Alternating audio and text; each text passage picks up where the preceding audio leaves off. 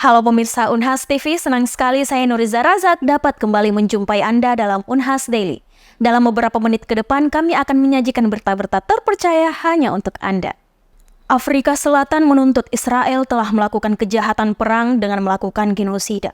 Di sekitar kantor Peace Palace Den Haag pada 11 Januari 2024. Aksi ini diikuti oleh kurang lebih 1.000 orang dari Belanda dan Jerman. Seperti apa aksi yang dilakukan? Inilah informasi selengkapnya untuk Anda. 11 Januari 2024 sekitar jam 10 pagi waktu setempat, di sekitar kantor Peace Palace Den Haag, tempat untuk melaksanakan dengar pendapat publik dalam International Court of Justice, di mana Afrika Selatan menuntut Israel telah melakukan kejahatan perang dengan melakukan genosida. Aksi ini diikuti oleh kurang lebih 1.000 orang yang tidak hanya berasal dari Belanda, tetapi juga dari negara tetangga seperti Jerman. Meskipun cuaca dingin melanda Den Haag, tetapi peserta yang ikut dalam aksi ini terus semangat, menunjukkan dukungan kepada Afrika Selatan dan berharap Palestina segera bebas dari okupasi Israel. Sekarang saya berada di Den Haag, di depan International Court of Justice. Saat ini ada aksi untuk mendukung upaya Afrika Selatan untuk menuntut Israel sebagai penjahat perang. Di belakang saya kita terjadi aksi diikuti oleh banyak sekali orang dari beberapa negara, dan sekarang saya bersama Dikra dari Indonesia. Mas, boleh tahu kenapa ada di sini?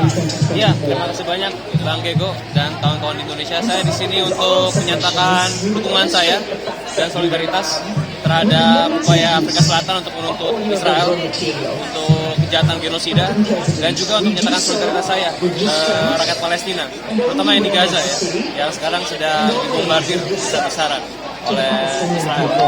Harapan Afrika dengan upaya Afrika Selatan ini, mudah-mudahan tuntutannya menang, begitu ya, sehingga ada intervensi dari komunitas internasional untuk menghentikan kejahatan perang yang dilakukan oleh Israel di Gaza. Makasih Mas. Terima kasih banyak. We are here in front of the International Criminal Justice Court, and we're here because we're against Israel and genocide and what's happening, and justice needs to be served. The ceasefire needs to happen now. Palestine should be recognized. There has to be a stop immediately right now. This is a Holocaust. This is exactly what Hitler did. Wait, but during the rest and some stewards will wear yellow vests will march there. One of us will stay here. I know, that's good. You don't have to move. You don't have to move, but you will risk it. I hope that it will bring an end, at least it will bring an end to the murder of civilians, if not to the entire war. And I hope that it will be a stepping stone to reach the peaceful dismantlement of the Israeli state.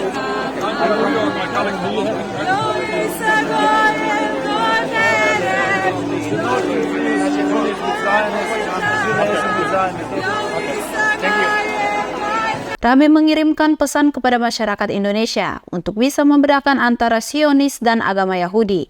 Ia juga mengatakan bahwa Zionis bukanlah Yahudi. Andrea Ririn Karina, Muhammad Rustam, Unhas TV.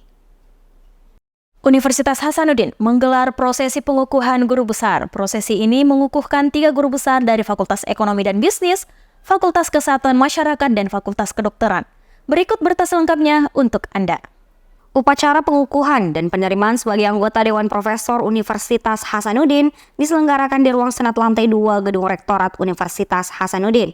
Kegiatan ini dibuka oleh Sekretaris Senat Akademik Universitas Hasanuddin, Profesor Dr. Insinyur Budimawan DEA. Beliau membuka pengukuhan dengan hikmat sebagai momen yang bahagia dan mengharukan. Acara selanjutnya, Dekan Fakultas Ekonomi dan Bisnis, Profesor Dr. Abdurrahman Kadir MSI, membacakan riwayat hidup dari Profesor Dr. Muhammad Yunus SEMT CIPM. Dilanjutkan Dekan Fakultas Kesehatan Masyarakat, Profesor Sukri Paluturi SKM MKes MSc PhD, membacakan riwayat hidup dari Profesor Dr. Citra Kesumasari MKes SPGK. Pidato pengukuhan pertama dimulai oleh Profesor Dr. Muhammad Yunus SEMT CIPM, membahas mengenai praktik Green Supply Chain Management berkelanjutan peran orientasi organisasi strategis dalam menciptakan daya saing dan kinerja bisnis unggul. Dilanjutkan Profesor Dr. Citra Kesumasari MKes SPGK dengan judul Kadar Komponen Anti Kanker dari Human Alpha Lactalbumin Made Lethal to Tumor Cells pada air susu ibu. Pidato terakhir oleh Profesor Dr. Hairudin Jawad SPKKK membahas penggunaan bahan alami sebagai pelindung dan pencegah kanker kulit, tinjauan klinis, dan molekuler. Prosesi pengukuhan dan penerimaan sebagai anggota Dewan Profesor dipandu oleh Ketua Dewan Profesor Universitas Hasanuddin, Profesor Dr. Andi Pangeran Muenta SHMH DVM, yang menyebutkan bahwa nomor anggota Dewan Profesor sudah mencapai angka 500. Perjuangannya tentu sangat berat ya, karena di usia 60 tahun baru bisa jadi profesor ya. Dan ini sebenarnya saya sudah tidak pernah merencanakan ya, karena saya pikir ini adalah hadiah dari institusi saya ya. Dan waktu Prof. Amin menjadi dekan, beliaulah yang mengumpulkan, memerintahkan berkas saya dikumpulkan dan dikirim ke Jakarta. Dan alhamdulillah cukup lama juga prosesnya baru bisa terbit saya punya SK Guru Besar. Guru Besar Fakultas Kesehatan Masyarakat, Profesor Dr. Citra Kesumasari MKes SPGK yang baru saja dikukuhkan dan diterima sebagai anggota Dewan Profesor, mengungkapkan bahwa perjuangannya tentu sangat berat bisa sampai di titik ini. Menjadi profesor di umur 60 tahun merupakan hadiah yang tidak pernah direncanakan, dan beliau mengajak dosen lain untuk disiplin melakukan tridharma perguruan tinggi. Turut hadir juga Rektor Universitas Hasanuddin, Profesor Dr. Insinyur Jamaluddin Jompa MSc, mengungkapkan bahwa pengukuhan guru besar Universitas Hasanuddin merupakan momentum yang begitu baik karena disaksikan oleh seluruh pimpinan universitas.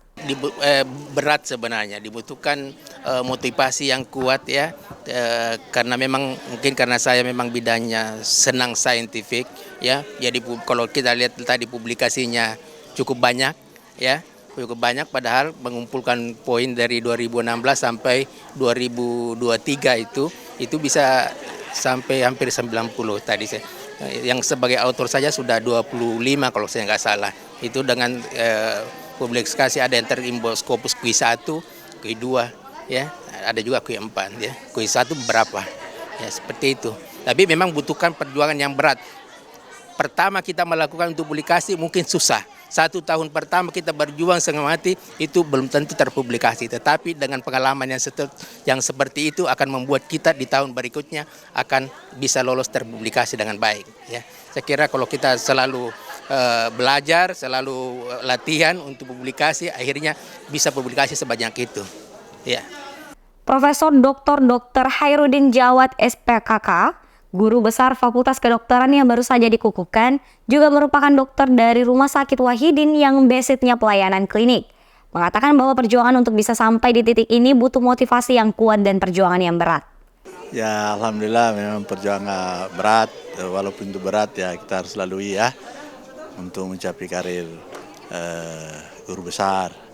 Ya diawali dengan ya kita harus mengikuti prosedur untuk tridharma perguruan tinggi, yaitu pengajaran dan penelitian dan publikasi dan pengabdian. Itu semua harus mencukupi KUM 850 SKS poin. Nah, dengan itu sebetulnya semua bisa diperoleh itu dengan perjuangan, harus bekerja keras, terutama mengikuti penelitian dan pengembangan akademik. Ya. Saya kira tidak ada usaha yang yang tidak membutuhkan perjuangan, tapi dia akan berakhir dengan khususnya insya Allah dengan dibarengi dengan doa. Ya, saya kira cukup.